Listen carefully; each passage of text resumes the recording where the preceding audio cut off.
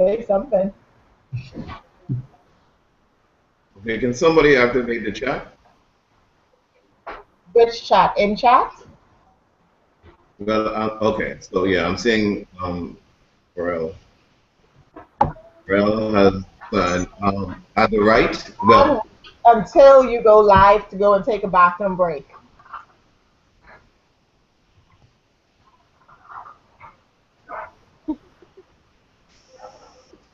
Say something. What should we say? can somebody activate the chat? Yeah. In chat? Okay, so I see saying Chloe is here. Pharrell has Nicole is here. Need Dale and Dawn. Huh? Hey, what's up? Yeah, waiting to get started.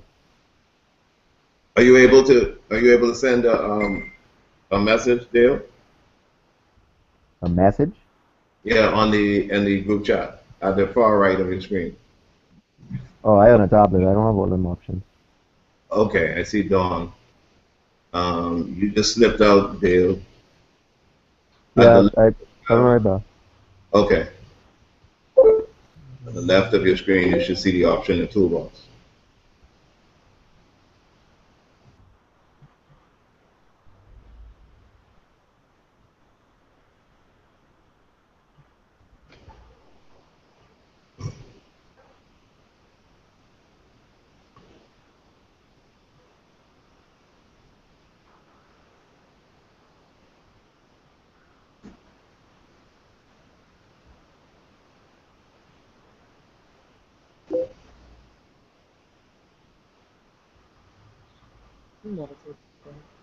All right, Kay, I'm going to turn it over to you. Okay, we have some viewers now, so I am going to. You can start, Kay. All right, I'm gonna be here in spirit, if need be. All right, but I won't actually take part. Okay.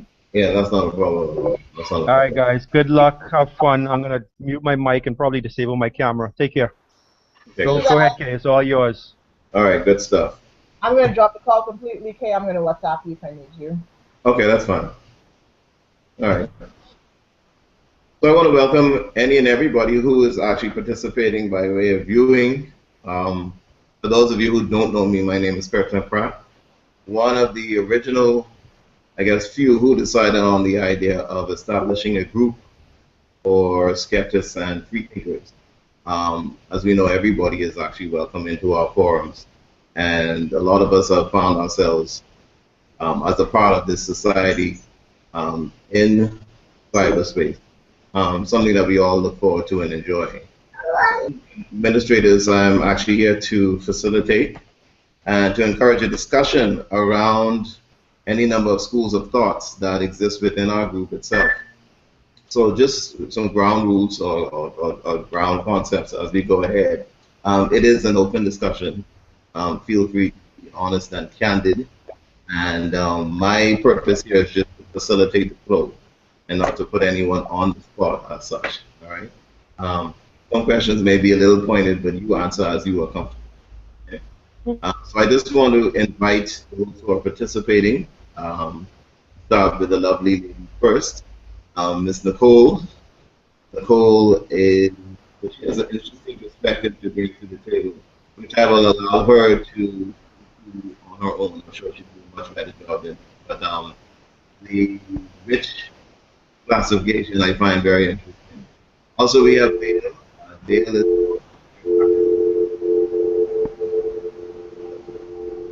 the biggest perspective of the discussion.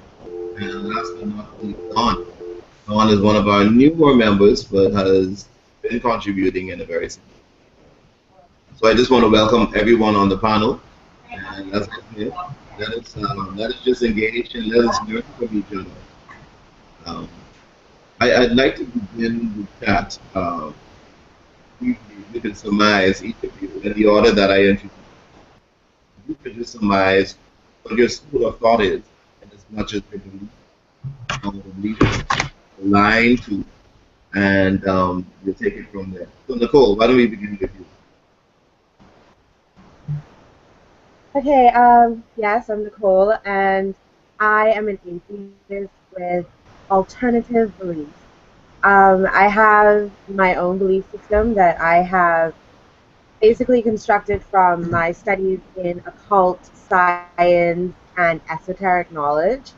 And I approach these subjects with an academic curiosity and an experimental one, just trying to experiment with different things and see what works. My entire life growing up was about religion, and so I think I got thoroughly immersed in that. And so now I have come away from that, and now I'm studying the more alternative side. I believe that we are more than just human. I think that we are godlike, and that's why we've created these religions personifying a god who's really a reflection of us.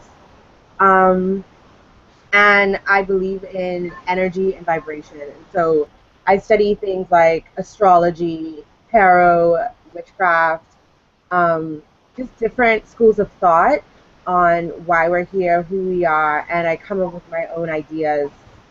Basically, that's it. Okay, thank you very much. Interesting perspective. Let's hear from you, Dale. Just in summary, what your school of thoughts are, what you subscribe to, maybe speak to some of your limitations in that regard. Um, Overall, let's just get an idea of who you are. By way of Well, you. my name is Dale Dean. Um, like most people in the Bahamas, grew up with a very, very heavy and deep religious background, mainly one religion. And for a very long time, even as deeply entrenched as I was, I had a lot of questions. A lot of things didn't work out, didn't make sense. So I left mainstream religion and pretty much was winging it, trying to figure out what was going on with me, and came across humanism and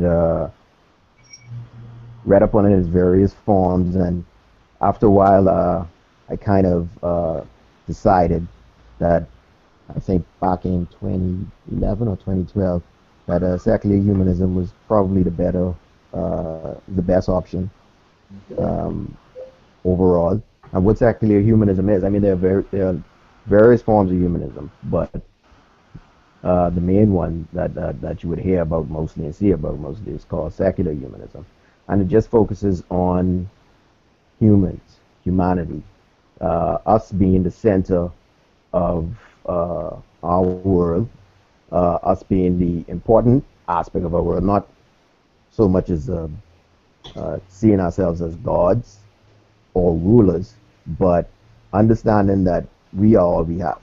This planet is all we have. We have one life, and the only way to get through it is to help each other, work along with each other, understand each other, communicate, and not look into the sky or look into anything supernatural for our answers. Our answers come from us. We decide how our society is supposed to be built, how it should work, and that's what our laws are based off of: basic human universal rights. And reading up on all of that and seeing how far reaching it is and how deep its history is, I pretty much decided a long time ago, well, a good while ago, that secular humanism was the way for me, and I think it's probably the better option. It's nothing religious, even though there are religious forms of humanism, which is crazy, but they are there, like Unitarians and whatnot. They are considered religious humanists, and but those guys basically don't want to let go of all the church tradition and the gathering and the community and the holidays and whatnot. But they diverge when their doctrine conflicts with basic human rights and whatnot. So uh, that's what I've been into. I've been an advocate of straight thinking, and thinking for yourself and not relying, especially on 2,000-year-old manuscripts to tell you how to live your life today, you know. So that's me. And so far, I would say this: I've never been happier since I made that move.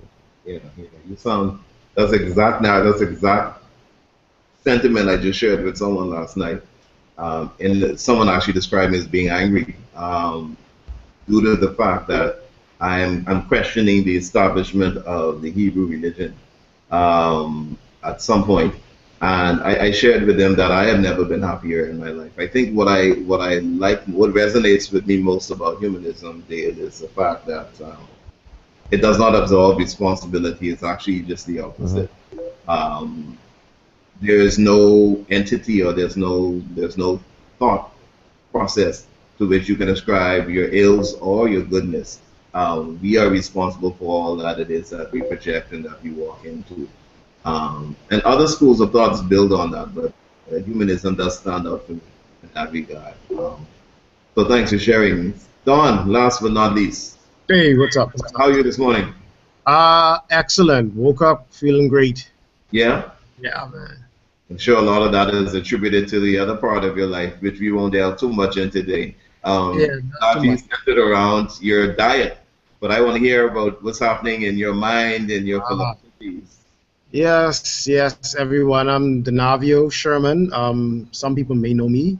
Well, I started out, well, like everyone else. I mean, you start up in a Christian home. You know, you start up with a religious, so-called religious background. Both sides of the family, heavily Catholic.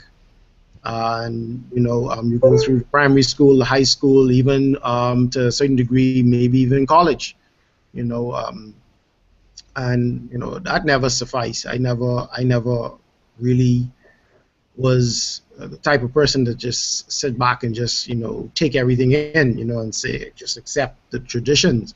Even at going to church on Sundays, at a point I just got up and I just walked out, sat outside, and just you know um, questioned a lot of things.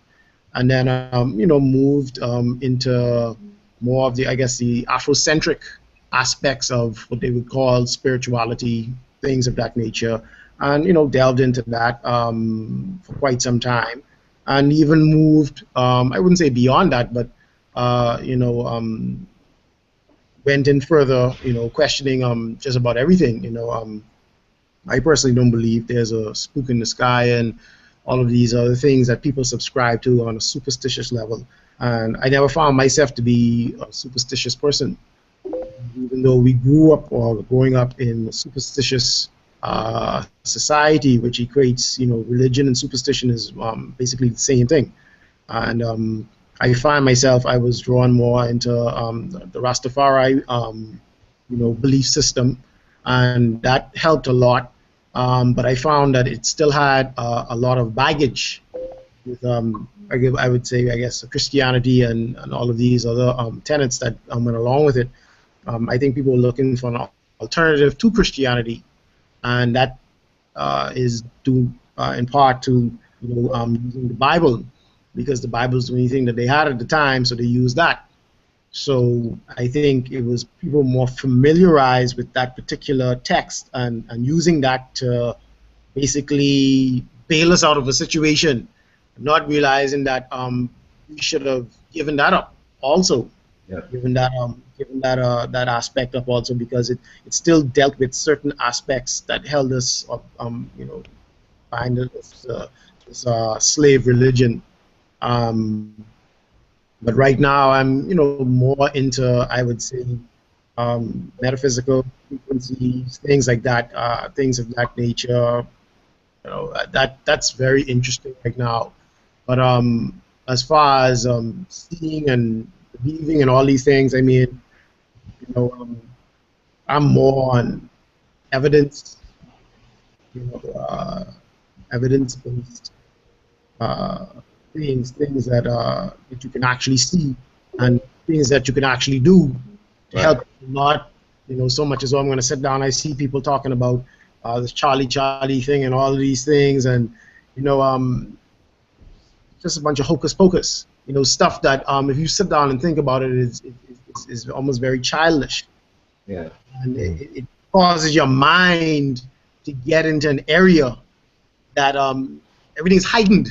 and it's like, oh, if the breeze blows and the curtain moves or the door slams or a demon or something or some spirit is in the room, when that would actually happen at any normal day.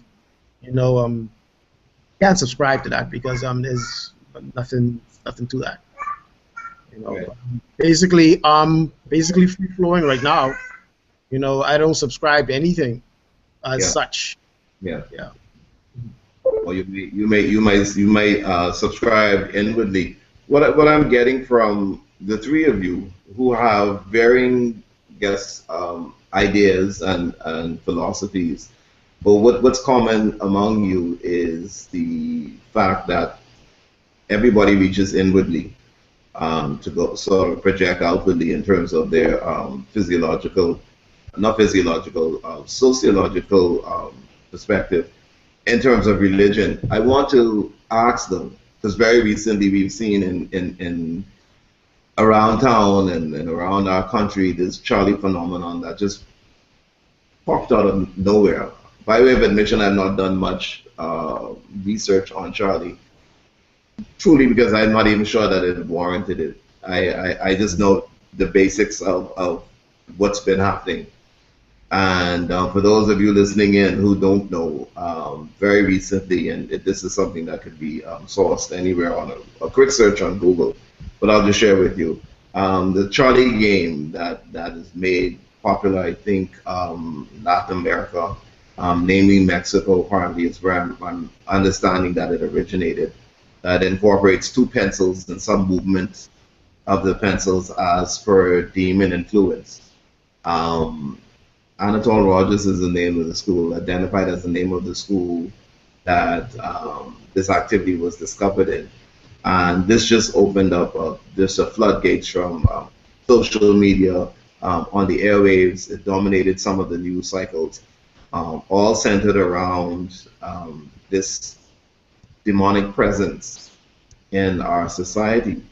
And some pastors and men of the cloth have been summoned to eradicate these demons or to do away with this demonic influence. I think what stood out to me generally is just how mysterious and superstitious so many of the people that I integrate with on a daily basis are. I mean, I always knew that this is who we were, but just to hear it and to hear it from a cross section of people, socioeconomic, educational level, and whatnot.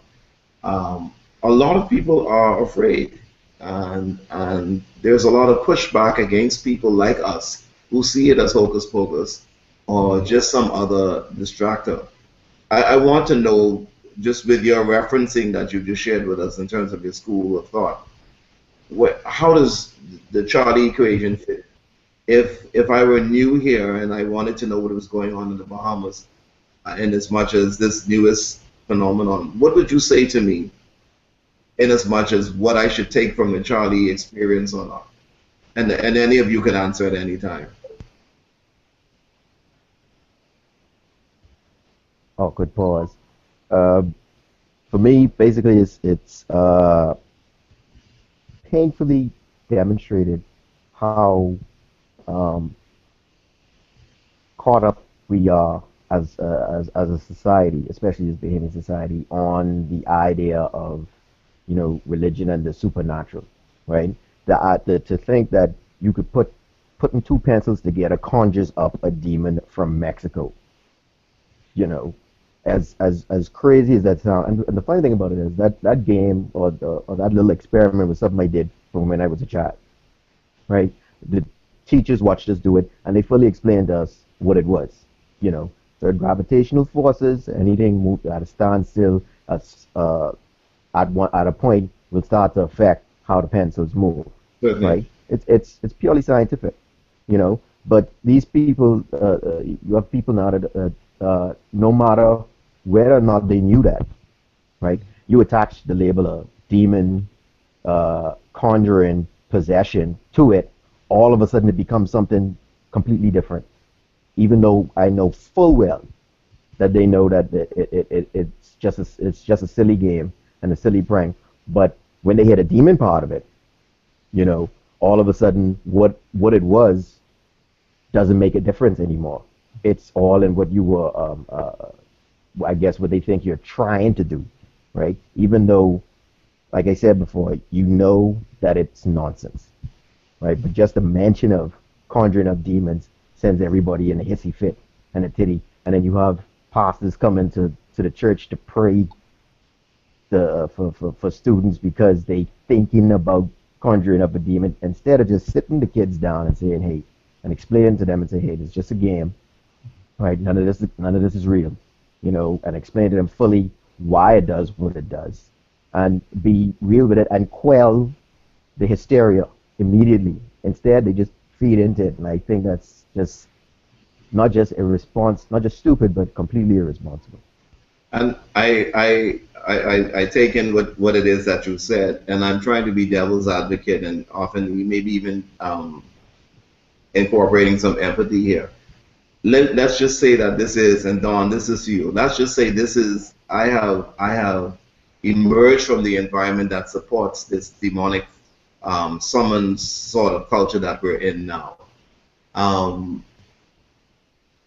Outside of judgment and outside of anything that goes against my own belief system, what would you say to a 4-year-old child who's fascinated with this and who finds, which I have actually personally witnessed, and finds himself or herself having to get on her knees to call out against this demon presence?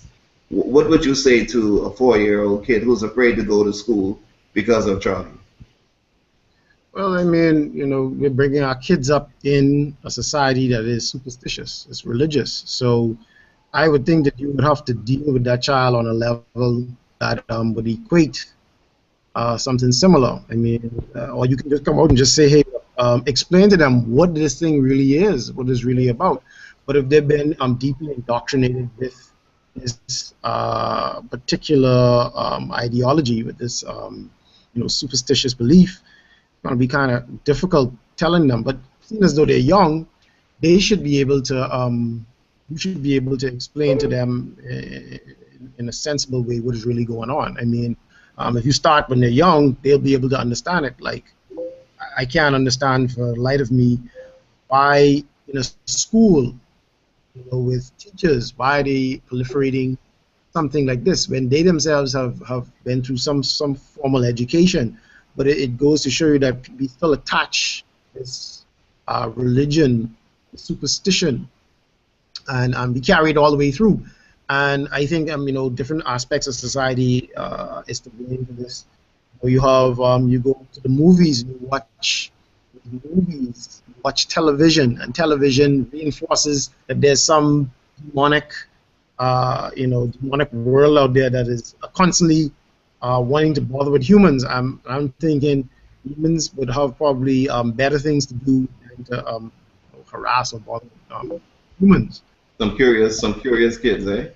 Yeah, yeah, you know, it's, and I think adults are to blame too, because you know, you have adults. I've listened to the WhatsApp messages and stuff, and you have grown people actually believing in this and advocating this and calling for pastors to come in, and this further reinforces it, because when, you know, today is Sunday, so they're probably talking about it in church right now, so you're going to see the level of membership increase. You're going to see them. For the tide playing a little heavier. Mm-hmm. Yeah. You're going to see this happen, and it almost seems as though it's deliberate. You know, Yes. it may not be deliberate, but it seems deliberate in a sense that you know, they try anything. I've seen they have these outings where they're trying to attract more young people to the church, and no one's really out there, so they're doing things, or they're allowing things to happen. I'm not just saying here, but you know, worldwide, to get people to come back to the church. And the only way you could do that is fear. You have to have a fear in some supernatural entity that is going to scare the living daylights out of you back to it. So you know, it seems as though the devil and God are working hand in hand. You know, the devil says, "I'm going to scare them," and they're going to run back to you. Well, you know, that goes directly to the segues into where I was going. Is that, are we then convinced that the majority of the drivers of the response to Charlie, from a lot of the people who we're seeing, who should actually know better, Are we then convinced that these people actually believe? And I mean, I'm not going to, well, yeah, in some way I am. I'm going to be challenging the thought system. But I guess a question to keep in the back of our minds is, are these folk who are driving this fear, do they really believe what it is that they're driving? I find it difficult to see such a big school and schools across the country that have so many science teachers that nobody has made an official statement yet, Mm-hmm. just to declare that this can be summed up in one word, and that is gravity. It's as simple as that. And if you want to get granular, you can even speak to physics. But I'll segue to Nicole. Nicole, are you still with us? With you. Okay, great, great, great. Listen, Yeah. I want to ask you, sorry? No, go on. Okay, good. What is the witches, as a witch, what is your response to Charlie? This is I've got two questions. I've got two questions to you, but what is your response to Charlie? Well, my response to Charlie is that it is a game, and it is a game that's trying to mimic the Ouija board concept of this divinatory device that can answer yes or no questions. Now, in the witchcraft circle or the magical circle, so to speak, conjuring or summoning demons cannot be done with just two pencils and a piece of paper. There is an entire like ceremonial thing that has to happen. You have to draw certain symbols and have offerings and all these things and all these ingredients in order for it to, if you try to see if you can conjure up. And when use the word witch loosely, I always joke about being a witch, but I'm not really a witch, so to speak. I am someone that is studying it and trying to understand it and experiment and see if it is even real to begin with. But if you were to summon a demon, this would not be the way. I think that a lack of knowledge on occult studies, I'm not saying that everyone should study the occult world, but I think if you want to be an authoritarian on a subject, and you want to know how it works, then you need to know what it entails. And I think if knowledge about what witchcraft is was out there, then people wouldn't be freaking out over two pencils and a piece of paper. So you attribute then this mass to lack of knowledge? Yes, lack of knowledge, religious pandering, because like Don said, like, you know, they're gonna try to use whatever tool they can to keep you scared. My mom had a best friend, and she would always talk about how we should be scared into church, like when we were teenagers. Like, yeah, we gotta scare you guys into church. That's why we talk about Revelation all the time and God coming back, and because they need something to keep you there. If your adversary isn't real, then why would you praise the hero? You wouldn't praise the hero if there wasn't an adversary that you're supposed to be afraid of. Well, So go ahead. Sorry, go ahead, Nicole. I just think that religious pandering and this fear mongering and, you know, the devil, the devil, the devil is making people, you know, because they have no knowledge, because they only go by what their religion tells them, then they're going to believe that you could summon an invisible spirit that can harm you with two pencils and a piece of paper. So, I don't know. I recently, and sorry if I'm speaking over you. There's just a slight feedback on my end.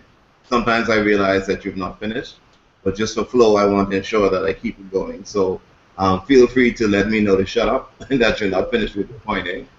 But No worries. I have made a parallel very recently. I'm sorry. Okay, I made a parallel very recently between religion and superstition, and the fact that many of our leaders are advocating this fear. They're actually promoting this fear, but they're speaking to Charlie as supernatural and of the occult, when in large a whole lot of what it is that they promote is based largely on superstition as well.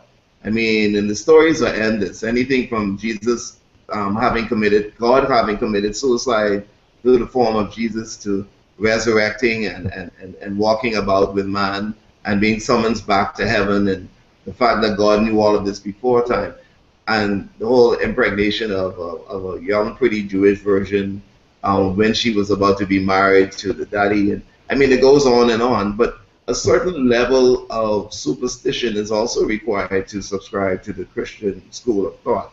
But Nicole, to finish my dual question to you, you've done a tarot reading for me on several occasions, and we've had great spirited conversations throughout and afterwards.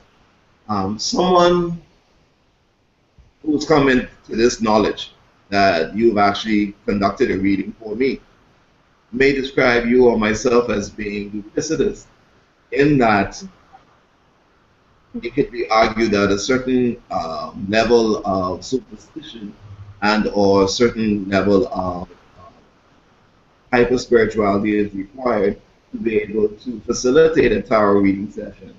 And just a few, in a limited response, because I'm now getting feedback from some of the members who want to contribute.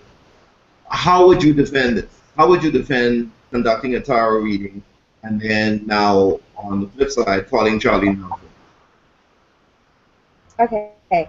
Well, for one thing, again, it goes back to having limited knowledge about something, because a lot of people have opinions about the occult and the esoteric world, but they don't really know what it entails. Now, with the tarot is a system that was created by humans, yes, but it's based on universal principles.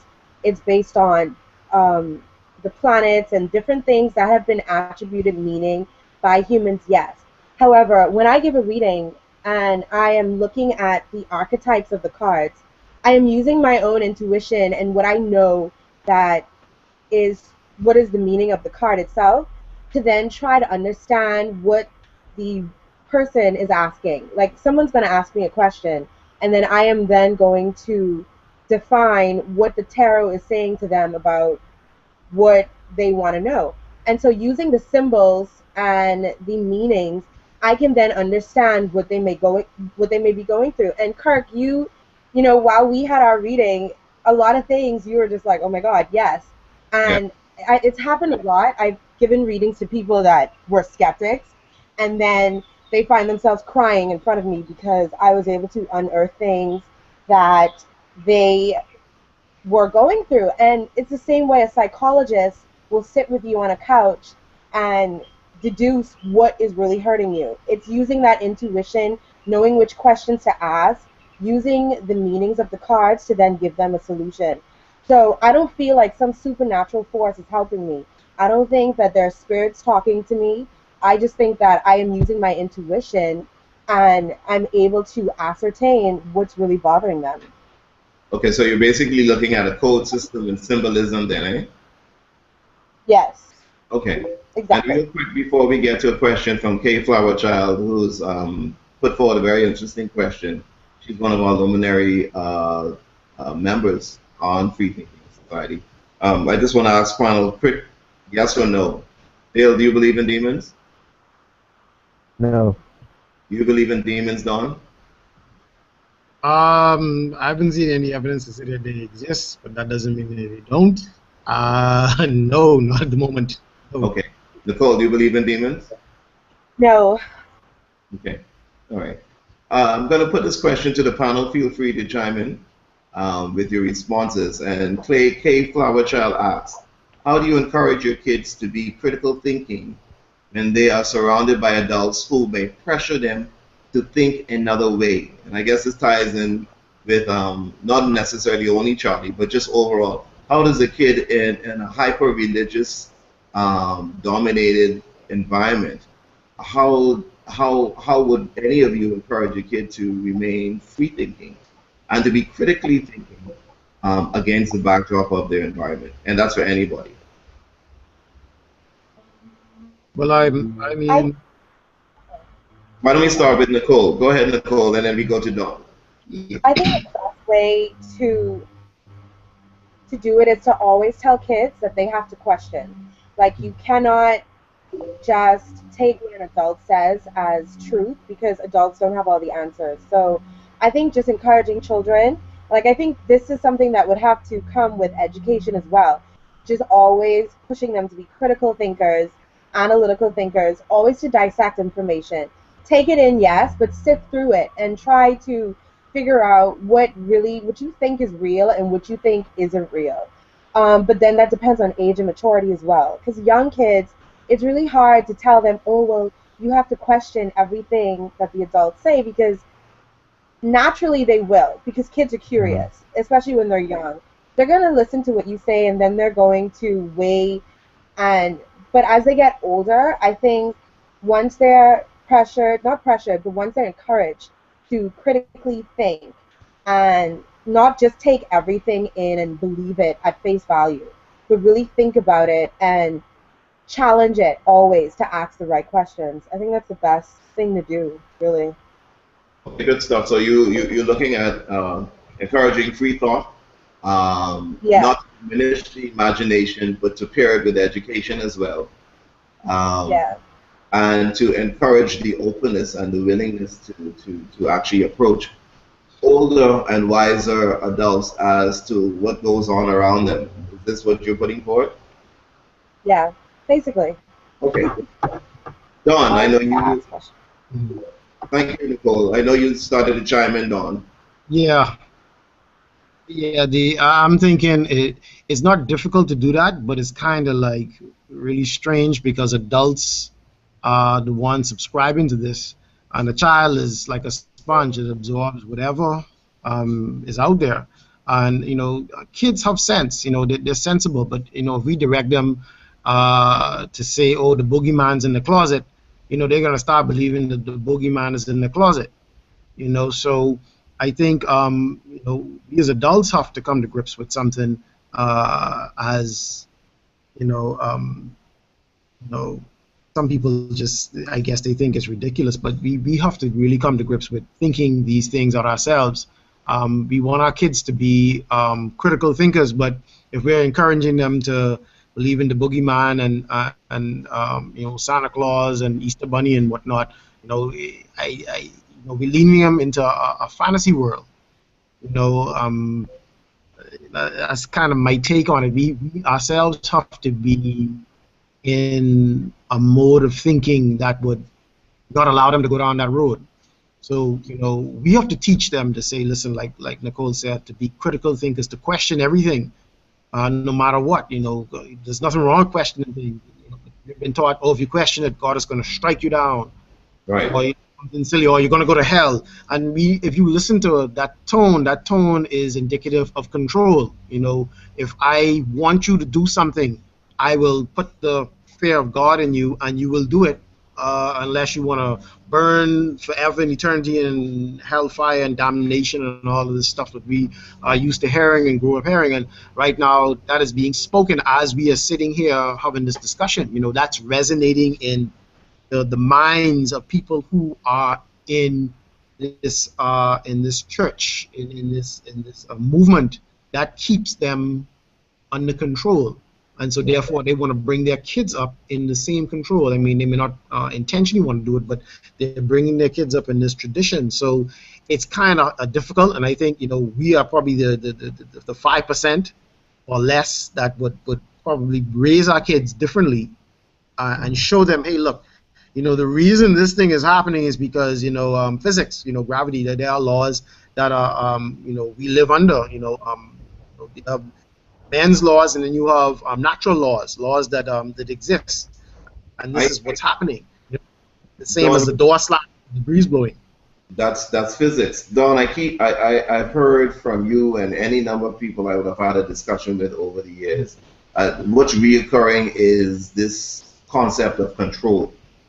And Hmm. before we get to Dale, because I'd like Dale to give chime in as well, something I need you to start mulling over in your heads is why the need for control?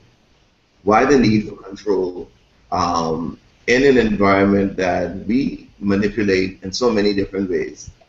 So just mull that over as I go to Dale. Dale, let's hear from you. Well, the problem, I think, well, first, how I would approach it is to ask the child what they think. What do you think? Do you think it's real? Do you think that this is what's happening? Do you believe in demons? You know, to get their take, because you have to know what's going on in their mind, right? And then what you do, instead of you present the information as you have it to them, you know, and you direct them to other forms of how this could be interpreted, as with people calling it a demonic control and whatever else explanations they could come up with it for. And then you explain to them that different people have different viewpoints on different things. But from what we know now, this is the only way, as the point with it being gravity and the natural science part of it, this is the only way that we know for sure that this thing is happening, or that this thing can happen. You know, and a lot of people, I feel the problem should always be dealt with or approached in more than one angle. You know, there's one way of just talking to the child, but then you have to approach the student, not the student, sorry, but the teachers at the school, and talk to them as well, so they could understand as a parent where you play, how you deal with the situation, how you view the situation. All right. So when next time that they see your child, they'll be keeping that in mind, that this so and so's parents, you know, have a different belief system, and I hope that it'll resonate with them that, hey, I should probably dial back how I approach, or what I approach this kid with, as far as my personal views. Right? So there's one way to deal with the kid. There's one way to deal with the kid, but then you have to go to the actual source and layer, sort of start to build your dam around the type of influence that could be coming on your child as well. You know. So what I'm getting from you then, you subscribe to the notion that parents and teachers have a moral obligation to what concepts children are introduced to. Yes, it's like I said, being a humanist, we don't just look at it's not just all for personal gratification. Right? We have to see this as a society, a group. You know, we have to work together. You know, we have to communicate. We have to do these things to in order for anything to work, and communication is key. You know, so if I'm not properly vocalizing what I believe to these parties that are influencing, especially my child, then I'm gonna have to keep going over, or keep having to fight against constant barrage of as far as I'm concerned, misinformation for my kid. You know, so the whole idea of humanism is communication, working together to understand whether we accept or believe in what the other one, the other party believes in, but at least we understand and know the stance that they take, and then to respect, you know, how they choose to live their life. So what I'm getting from you, humanism speaks largely to an all-encompassing, all-empowering, and empowered community. Yes. The one thing about the church, right? I will give the church its credit, is its sense of community, its deep sense of community, and how it bonds and brings people together. The church, especially the church, not the religious aspect, but the church has done a great job of doing that. Right? It builds a community.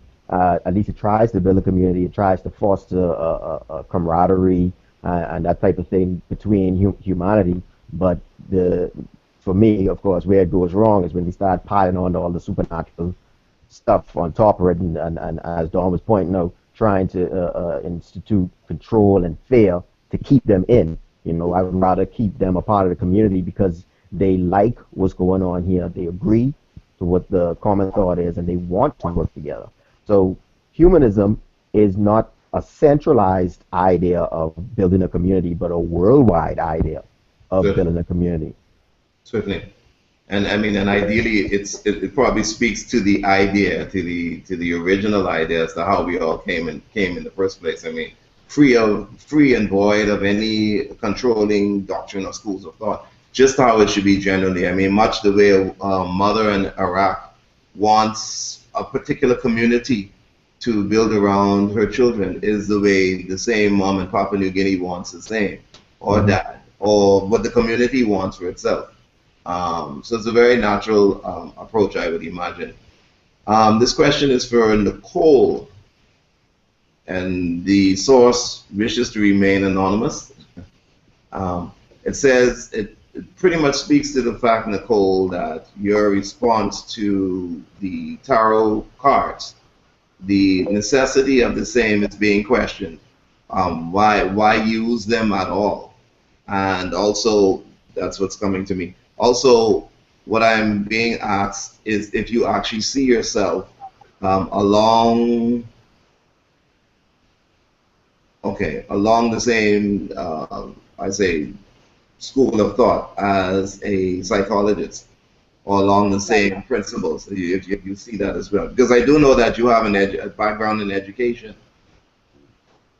So back to the original question, the why use the tarot cards at all as a vehicle for answers?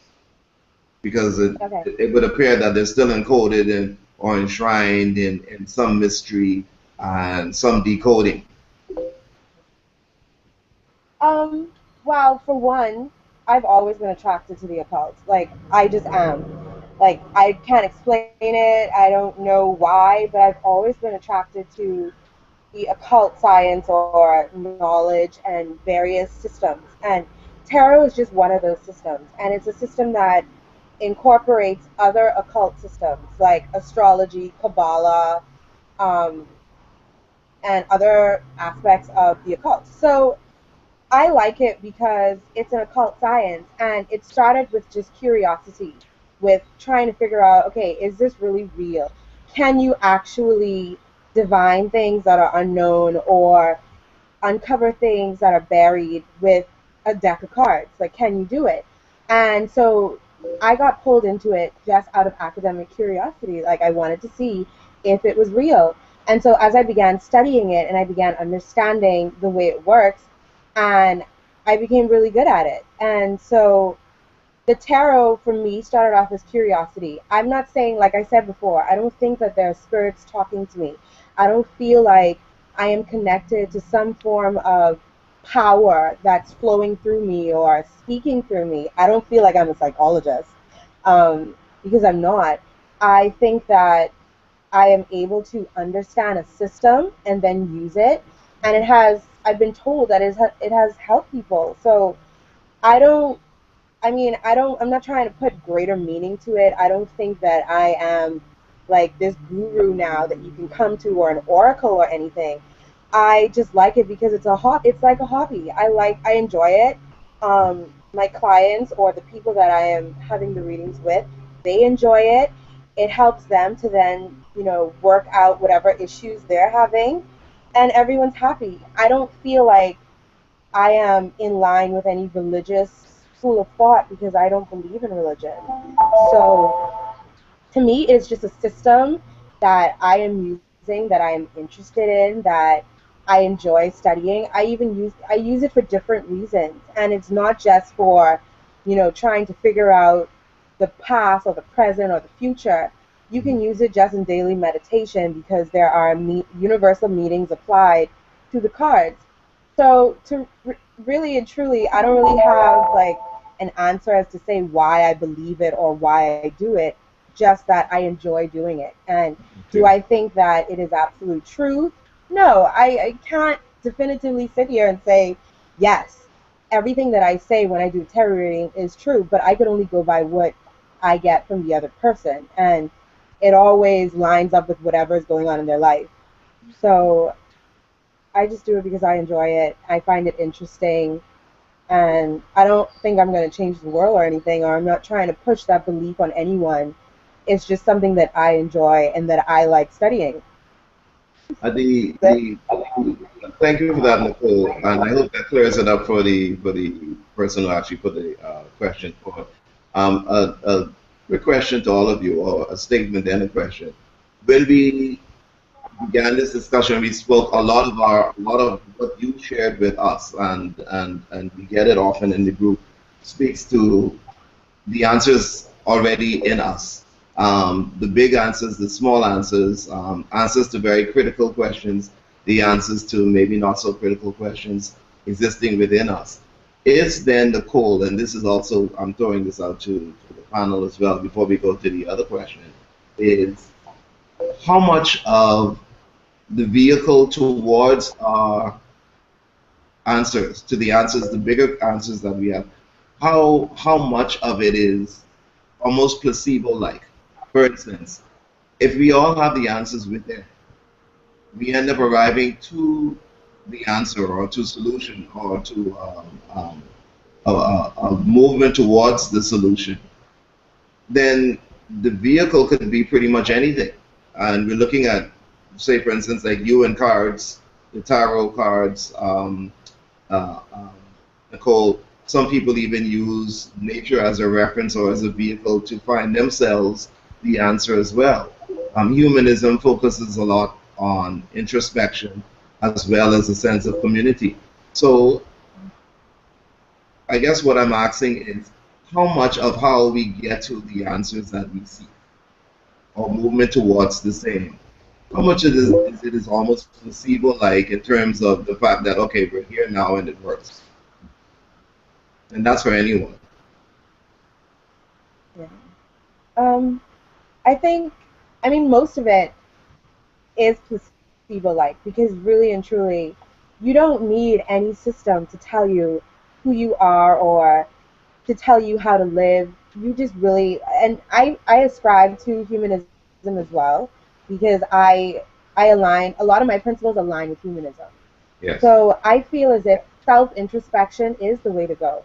Everything else is just fluff. You don't need occult knowledge or religion or even something like humanism to tell you who you are or where you should be in life or how you should be as a person.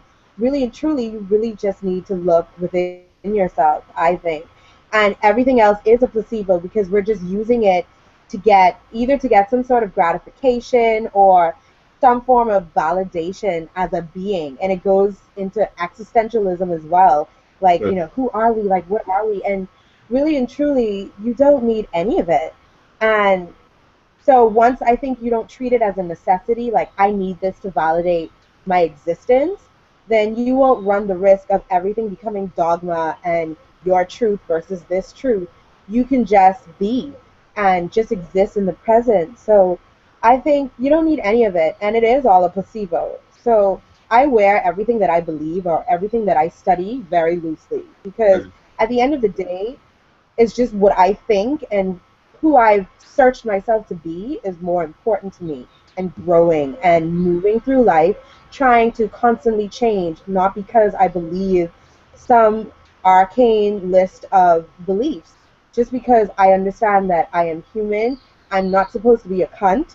I'm not supposed to be, I'm not supposed to just think that this is truth or that is truth.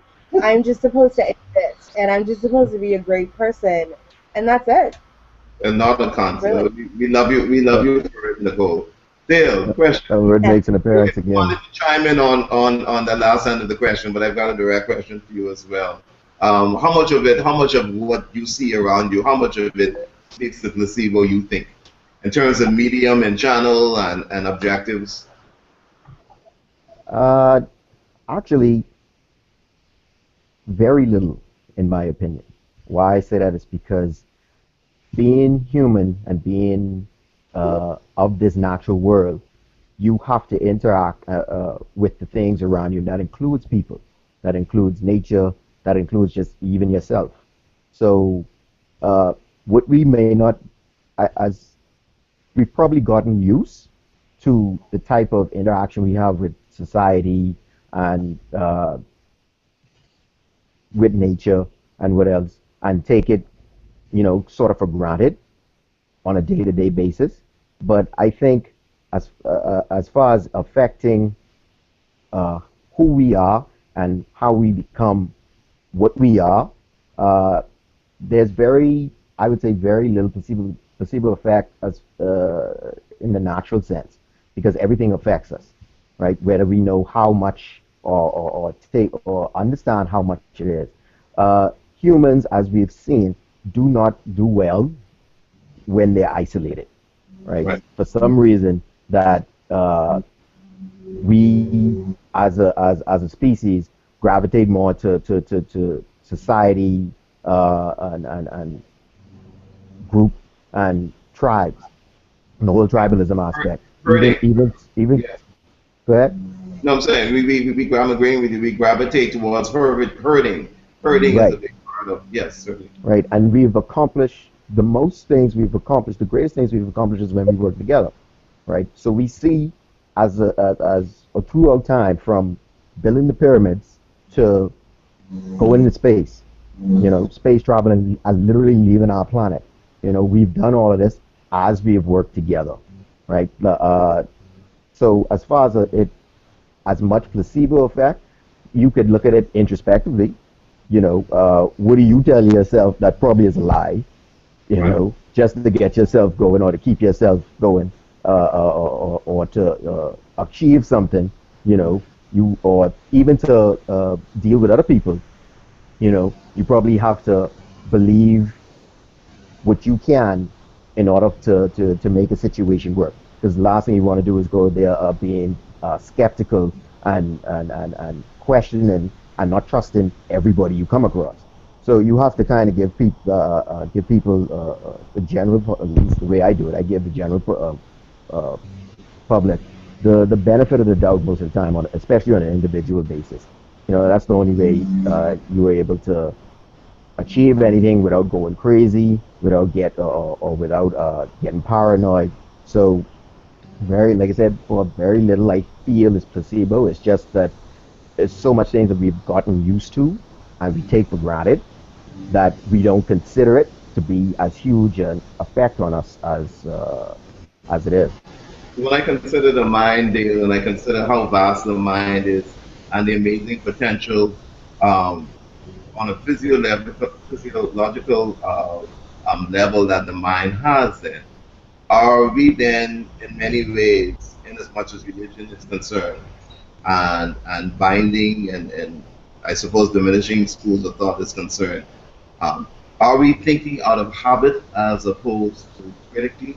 You find that this where maybe the way in which such a large percentage of the world is moving towards or has sustained this thinking out of habit as opposed to critically thinking, what am I thinking about what I'm thinking? Yeah, that for the most part, yeah, because don't forget uh, for humans as we've gotten to this point, it's a lot of building on what we learn over time, right? And it's passed down, right? There's a book written by this black man called The Mean Machine, right? And that in that book, she thoroughly breaks down how humans uh, get where we are, and it's all in information practices that we've done over the generations, and we keep passing it on to each other, whether we know that we're doing it or not.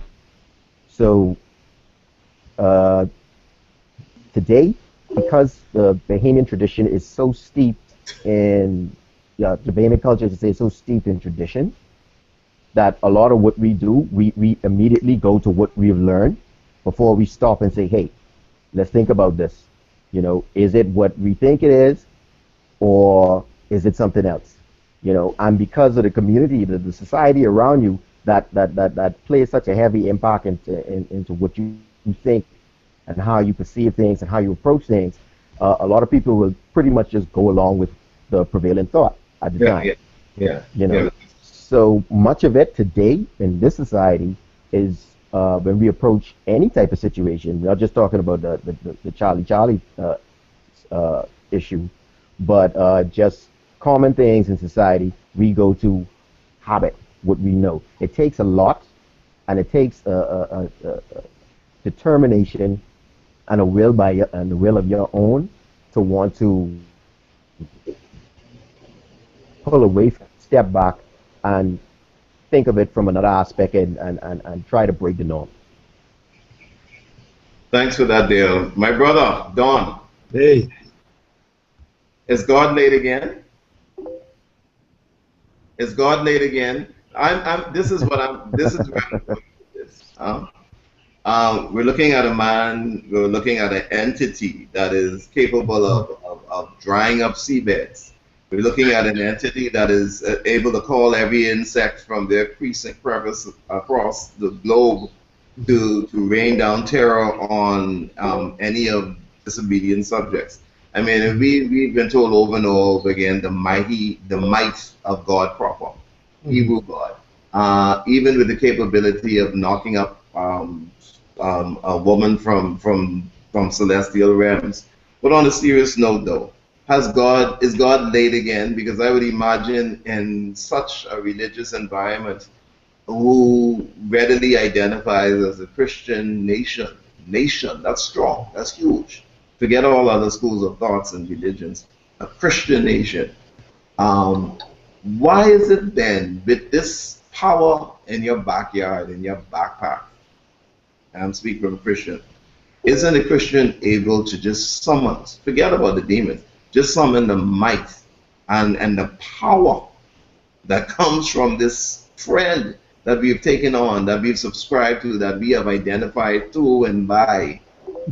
Why aren't Christians finding themselves less afraid and just taking on any demonic forces almost in a way of spectacle to convince others to take on the same? Has God shown up late? Because I haven't seen the intervention that is needed to say to me that this is the way I should go if I were contemplating the same. So is God late, is what I want to know. Well, I'm thinking of it this way. I mean, they as individuals are not even in control of the driving wheel. So if you're not in control of anything, you know, how could it work? You know, like you said, conjuring up demons. Why don't they conjure up God? You know, conjure up God to help or assist in this this demonic, so-called demonic possession. You know, it's the person, it's the people, it's the group. You know, it's where their mind is. Their mind is more wrapped around cult, or the demonic side instead of the so-called godly side. You know, I don't see why they're so preoccupied with this so-called demon and any other demon or any other so-called satanic aspect of this thing. They should be more concerned with more godly things, I would think. Jesus, Allah, and everyone else. I'm thinking that I agree with you. Question for the panel: have all of you seen 12 Years a Slave? The movie? I started to watch it, but I didn't continue because of power issues. Okay. Yeah. Nicole, are you here? I'm here. Did you see the 12 Years a Slave? I haven't seen it as yet. Yeah. Okay. I get emotional with movies like that, so I try not to have emotional upheavals if I can avoid them. Okay, well, I walked into that one intentionally. It was an amazing movie, but there was a part, for those of you who saw, I don't know if you got to the part yet, Don, but certainly Daly would remember, when Scripture, again, we're getting to control, and I keep hearing reoccurring references to control. There was a part of the movie, I think towards the end, when Scripture was used to qualify and validate the slave master's treatment, almost in a twist of guilt or the need to qualify, where many scripture were used to qualify the current state of his inventory. And directly from the Bible, no amendment at all. I'm wondering, how do you tie that into the control that you see today, especially since we're free and off the plantation? And that's for anyone on the panel.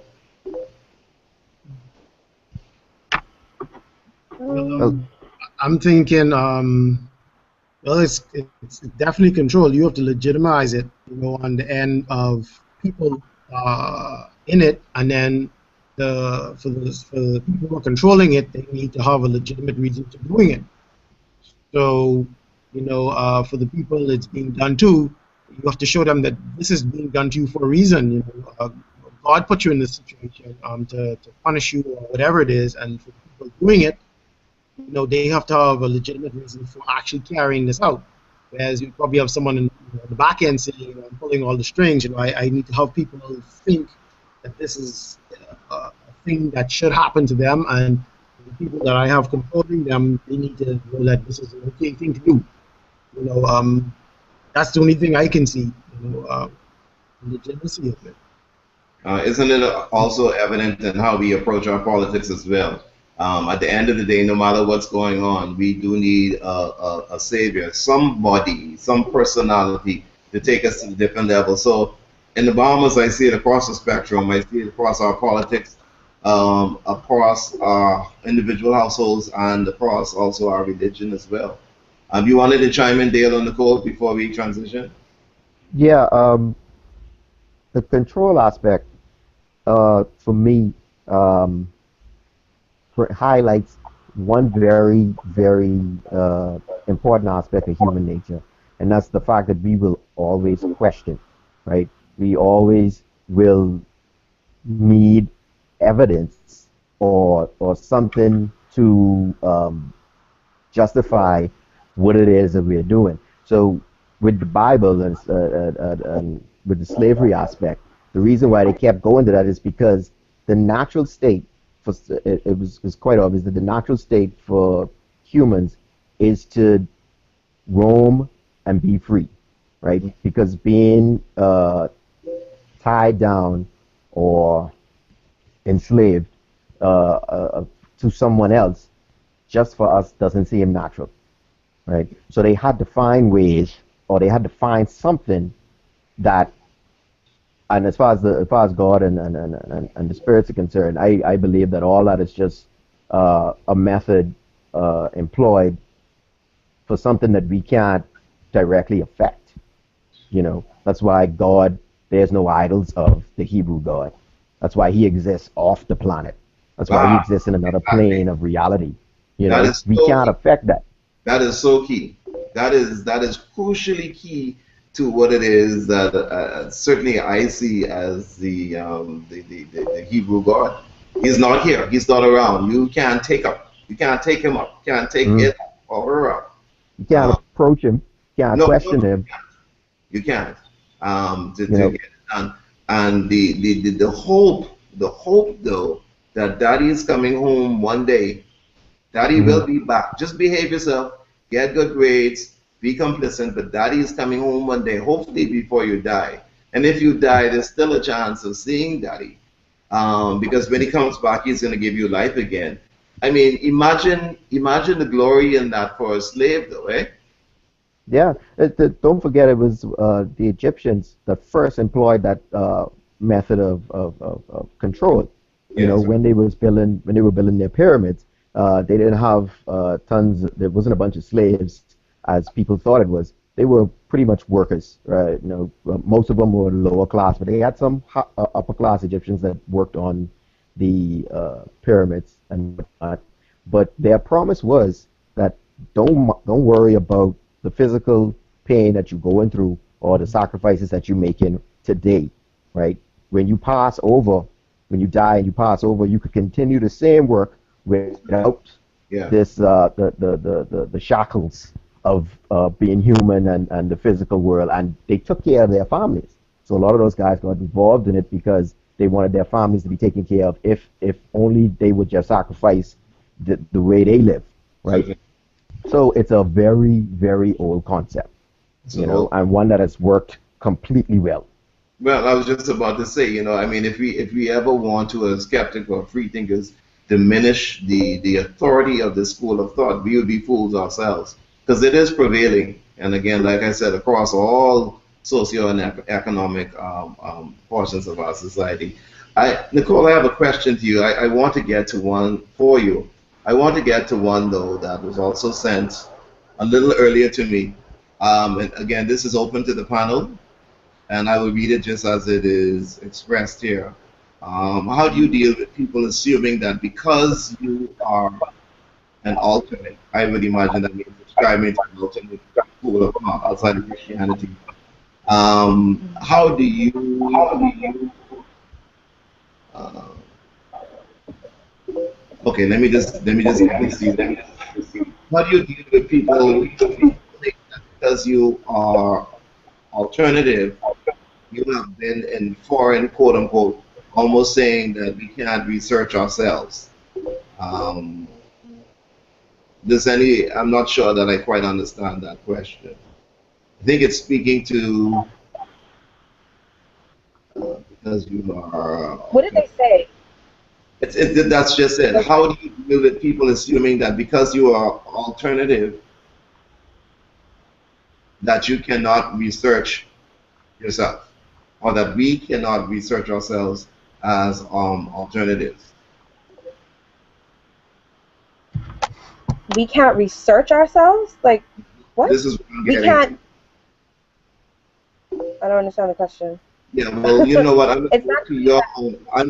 I'm going to ask the admin just to clarify that question. I can pose Yeah. it at another time as soon as I get it. Yeah. Let me just get some clarity though on that question. So back to you, Nicole. Again, I'm being asked, what exactly are you studying and practicing? Is it spells? Is it magic? People seem to be quite interested in what it is that you are embracing or have embraced. You spoke to it Okay. from a place of education. You also spoke of it as a Yeah. hobby, as it were. So if you could just Yeah. maybe provide some insight into that. Okay. I began studying occult knowledge as a teenager, actually, in hiding as a quote unquote Christian in my house. So it just began with understanding the other religions. All religions have an occult side to it, because religion in itself is an occult concept. But each religion has a mystical or occult side to it. So I Okay. began with just studying the mythical sides of Judaism, Kabbalah, Hinduism, um, and even Christianity has a mystical side or whatever have you, and then witchcraft itself. And most of it again was out of pure interest. So currently now I am studying the aspects of witchcraft, the various systems and rituals and things that you can do to manifest the things that you want, so to speak. So I think there's a common misconception about what witchcraft is, what witches do, and because Hollywood has adulterated it and Christianity has spread propaganda about what it really is. All it really is talking about energy. And science talks about energy. And I'm not saying that witchcraft is a science, but I'm saying it's almost pseudo-scientific. So right now I am studying how to be a witch, so to speak, the things that witches do and what they believe. And I'm writing as I study, because I'm also a writer, and a lot of what I study in the occult world I use in the novels that I write, because I write in the fantasy field. So that's why I said it was academic at first, but I'm very interested in it because there have been experiences that I've had where, you know, some things, it's really uncanny, but I think it goes back to what you were saying about the power of the human mind itself. We create these symbols and these mythos because we create them here first, and then we manifest it, and it becomes reality because you think it becomes reality. So currently I'm studying the various symbology, the nature aspect of witchcraft, tapping into energies of nature, and astrology and the planets and how they affect us. um, I haven't really done any spells, so I'm not a practicing witch, so to speak. I'm more or less just studying what it is. I've done rituals that have been done by pagans for centuries in terms of the moon, like releasing on the full moon, things that no longer serves me. So again, it's self-reflection, looking into myself. Okay, what's the shitty parts about me? What are things that may offend people where I'm concerned? What are things that no longer serves me that I can get rid of? And then using the symbology of the energy, so to speak, that the moon emits, right? Because it has a gravitational pull on the earth.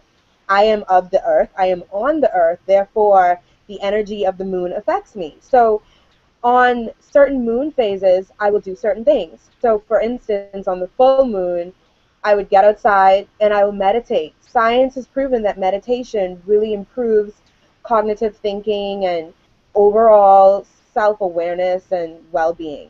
So, I would meditate during the full moon outside and then burn some sage, light a candle, and write a list of things that are shitty about me. Like maybe I want to get rid of procrastination because I do it so often. And I'll write this list and then read the list and burn the list. And like as a symbol, it's like releasing. I'm releasing all these negative aspects. Mentally, I know that I have to physically relinquish these things myself.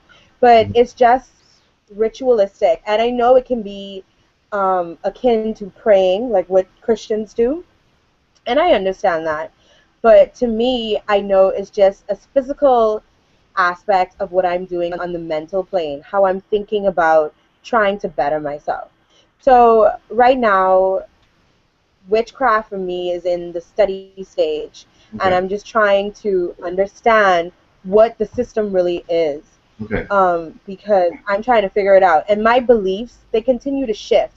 Like Yeah. one day I'll wholeheartedly believe something, and then I'll read something or research it, and then it's shattered, and my thinking then evolves. So I don't have crystallized thinking on anything.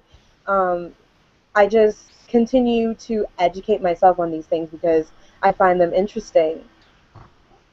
Okay. Thank you for that. Okay, Because thank you for that. what I'm saying is not very the element, and if we consider to make sure that that happens, right? Pardon? What I'm seeing or what I'm getting from you is just an increased focus on the elements and using those as mediums and or channels to arrive to. Yeah. Okay, I get you. Okay, so listen, Yeah. we've got to Oh, wrap sorry. up. I got some clarity, and this will be our last question. Again, feel free to open and answer as briefly as you can. But the question that was posed earlier, clarification on that question was, just by virtue of who you are and the school of thoughts that you embrace, which really all speak to humanism, being rich, the occult, maybe the natural projection. Do you find, how do you deal with the fact that most people think that you weren't raised perhaps in the Bahamas? Because typically this is not what we speak to and observe in our country. A quick sentence from each of you. Well, for me, I've always been asked if I was from here, either because of the way I speak or whatever. I basically, if people ask me, I just tell them that I don't feel like I need to conform to what everyone thinks a Bahamian is. I'm just myself. Like I could only be me. I cannot follow some cookie cutter frame because it's been laid out by society or culture or whatever. So I've just always tell people that I've been different. Um, I believe what I believe, and I just am who I am. That's like there's no like explanation for it really. Like you just are who you are. I got you. Thank you. Thank you very much. Don, Yes. what's happening? Yes. Have you been asked if you were reared here based on your belief systems? I get that even before that. I mean, people just physically look at me and like, "Are you Bahamian? Are you from here?" And I'm like, and when I speak, they be like, "Okay, yeah, you from here?" But I was like this before. They think you go off to college and you pick up some strange religion and some strange thought. I was like this before I went to see it, before I went to FIU. It was like this. I had locks in COB. I think I was the only person at the time in COB with locks. This was way back in 96, 97, around that time. People just, they just assume that you have to go away to pick up some other belief system or some other way of thinking, and then you come back and you say, oh, he's been off to school, he's bringing back some craziness and whatnot. But no, I was here and I was, getting into all, this alternate lifestyle, food wise and what they called spiritually wise and all these different things before I went away. So I went away like this, and as the years progressed, I learned and I expand and build on what I previously had. But people ask that all the time. I mean, just based on physically looking at me, and different, sound different. Is it a wonder, before we wrap up with Dale, is it a wonder then that people associate, and again I've said this before, people associate acquisition of knowledge and exposure to defiance of a very rigid, dogmatic Hebrew religion. So I'm assuming then that in order to be completely and wholeheartedly involved in the same religion, that it speaks to being diminished at some level and accepting that you are diminished on that level. I find that fascinating that people would actually even, ask you where you've been or where did you acquire this new knowledge. Since you're enlightened now, you don't believe as I do. I just find it very interesting. Mr. Dale, Hey. as we wrap up. Well, Your I never. Sorry, go ahead. foreignness. Oh yeah, I mean, I get that question. They assume that I went off to college and came across some professor who questioned what I believe, and all of a sudden I made this whole switch. I never went off to college. So my questions always came from a realistic standpoint. I remember from way back when my grandmother would sit us down almost every evening, and she would read a chapter of the Bible, when I was a kid, and we came across that old story that just destroyed the Bible for me, right? And it's the story of the flood, and I had questions, and she would just say, that's just the way it is, that's just the way it happened, but I didn't understand. There was so much about it that I didn't understand, and she didn't have any answers, right? And these were things that always stuck in the back of my mind, and I would push past that to try to still hold on to the belief and the religion, but at a certain point, when I got old enough to really just make my own decisions, and literally at the age of 18, I walked out the doors of my church and never came back. Right? Yeah. Never came back, because nothing made sense. And what I realized, the thing about religion is that it's a mask. Its belief system is a mask. It doesn't really approach or deal with the individual's issues. No. Who you are as a person. What it seeks to do instead is just put a veil over who you are and replace it with what they want you to be. Okay. And I've noticed that when people get into issue, or when people are stressed, most religious people, when they are stressed, that veil goes down, and who they really are, the issues that the persons that they really are, starts to shine through, and then you get to see the real person. And that was one of the many factors that made me just had to walk away and say, I have to approach this from a different angle. And if there was a God, thank him for the internet. Yeah. Because the internet has played a huge part in the type of information that you have access to, right? So praise Odin for the internet and electricity. And from that point, go ahead. And from that point, I picked up on a lot of books.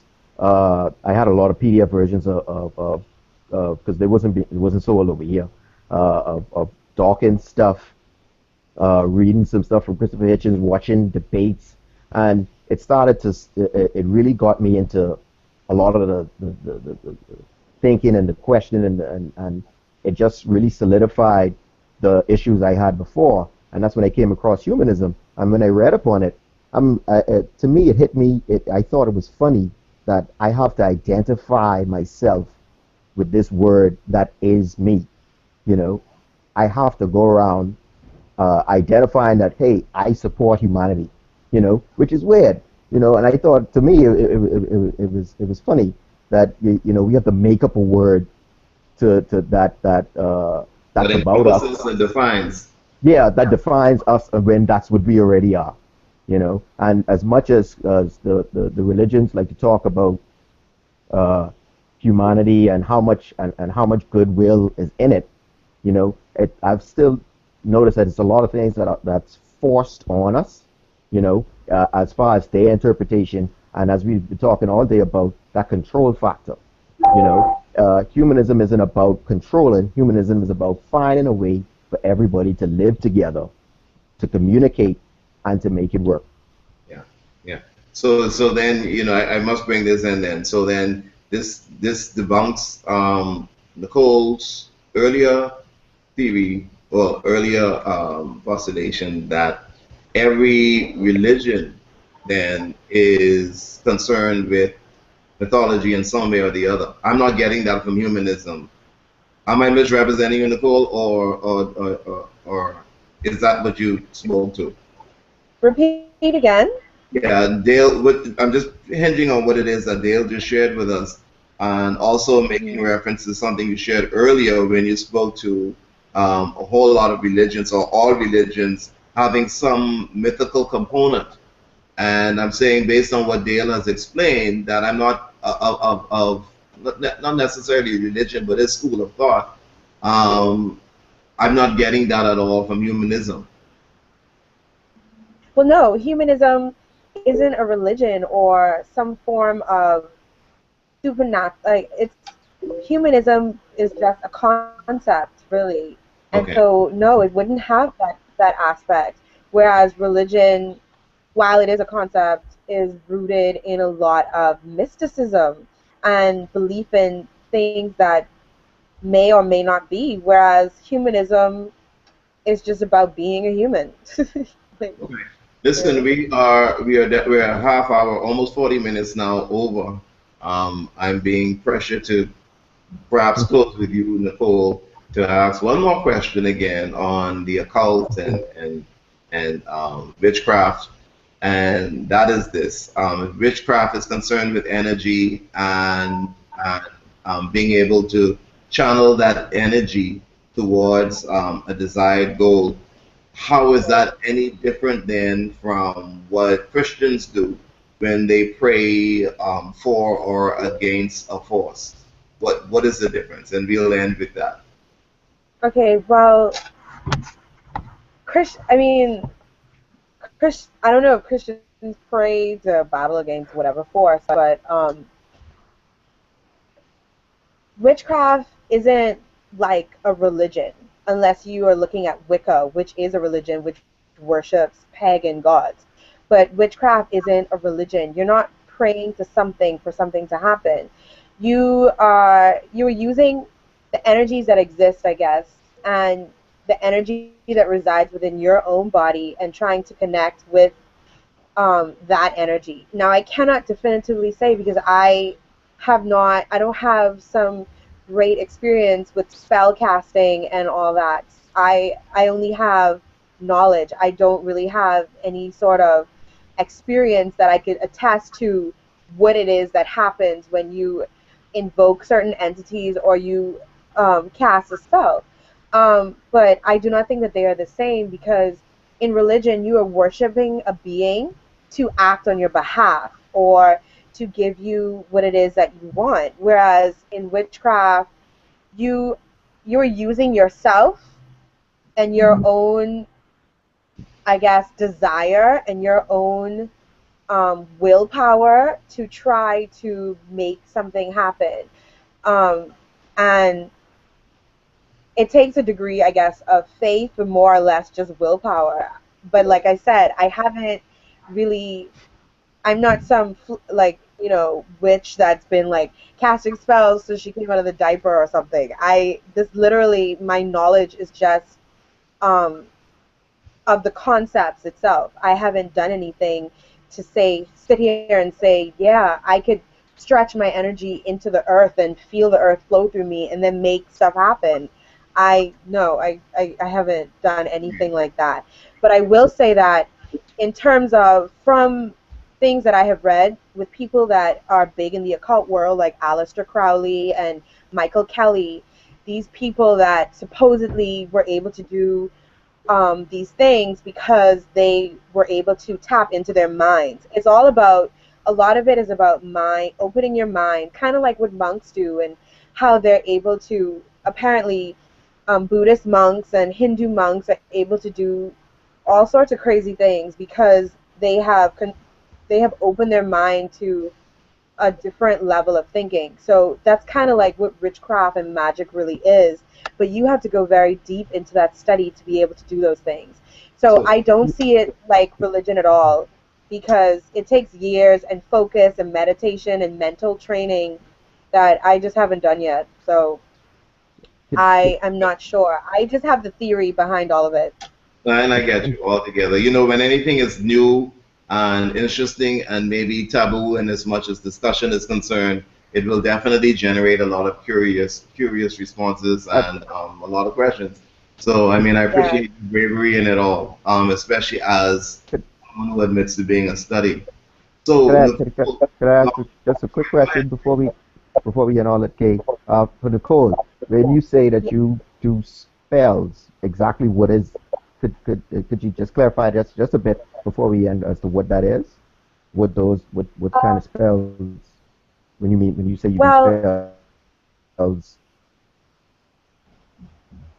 well, I was saying I haven't done many, but spell work basically is just using the energy of speech because sound is energy. When we speak, we create sound, which is energy. And so spell work is just using this energy to speak whatever you want into existence, so to speak, while tapping into other energies to build that, so to speak. So um, So a spell is you just saying that saying it's something like, go ahead. no, no, continue. Oh, so what you said as so what a spell um would it be something like I don't want to pay rent this month, so I do a spell that'll somehow get me out of having to spend money on rent. Is what exactly would you be able to do if you perform a spell? Okay. Okay. Well, no, you cannot. I don't think you could make a spell to get out of paying rent because that is something that you I will was have to hoping pay. you could, but okay. Yeah. But there are spells that you Yeah, can teach use to me. amplify certain situations. Like you can, like from what I've studied, you can perhaps do a spell for abundance. Maybe you are looking for a new job or a new promotion at work, a promotion at work where your salary will increase. So you can do a spell use at a certain time of the month using the moon because different spells go with different aspects of the moon and different candles you could use and different times during the year because you're using natural energy or whatever. So you can do a spell for abundance to um, maybe increase your cash flow somehow if you are in line for a promotion, or you can do a spell that can, I don't know, uh, You what I'd love for you to do is to post those spells for everybody, no, especially those because I ones. am still learning. And I am not, I've already I could said that practice I with am you. still I could practice with you. We could get this one down. We could get that one down. But what is it would that still kind of be the same as if a Christian would pray for God to give him a promotion? Isn't it pretty much the same thing? well, I don't see it as the same because in terms of you don't have to prescribe to a deity to be a witch. You but don't you, have to pray Mm. to a god. You, like I said, I'm an atheist. I don't believe in religion or some god is going to do something for me. Witchcraft is dealing with your own energy, yourself. Like, okay, okay, for example, when you think of something that you want, right? Let's say you want to go to Mexico next year. You say to yourself, I want to go to Mexico next year, and you speak that into existence, and then you take the necessary steps that you need to take to get to Mexico. You begin Mm. looking at online you begin looking online for tickets and accommodation. You begin saving the money toward it until you are there in Mexico sipping a margarita on the beach. However, and the same thing is with witchcraft. You decide that you want something, and then you go through whatever steps you need to get what you want. However, you can't just like cast a spell and say, I want to travel, and you cast a spell for travel, and then nothing, and then it's just going to magically happen. No, you still So have to what take what steps in the world to make things happen, so to speak. uh, So really and truly, like I look at it as it's more or less a way of mentally exercising your mind to manifest the things that you want. all I right, think is more or less is what it's like. so what you're saying is your spells are pretty much just an extension of your will. Yeah. So Yes. what would That's be actually a lot of. if it's just an extension of will and determination and organizing your resources, why would you need to actually do the spell? Is that just I think I don't want to You put don't words in need. Nicole, I don't want to put words in your mouth. I think a lot of what we have looked at today in terms of anything alternative or anything that varies from what we commonly believe is we're really looking at channel and medium. I could find support in the Bible for what you just spoke to, Nicole, and that is, so as a man thinketh, so is he. Metaphysics supports this school of thought. I mean, every other along the continuum of belief systems, this is dominant. I think we're really just looking at application and ways. So I, Yeah. sorry.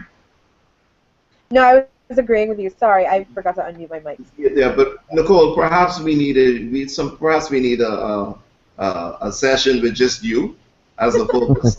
You generated a lot of interest, but I do have to wrap up because I do have constraints, time constraints. But I just want to thank everybody who has participated, and especially our panelists and the people of Nicole, Dale, and Dawn. Thanks for braving my 10-pound questions and being open to share of yourselves. Very awesome, and thanks for the administrative support as well. So no I problem. do want to close this off, and I look forward to our next hangout in the future. So again, thank you very much. Give yourselves a thumbs up. Very good. Yeah.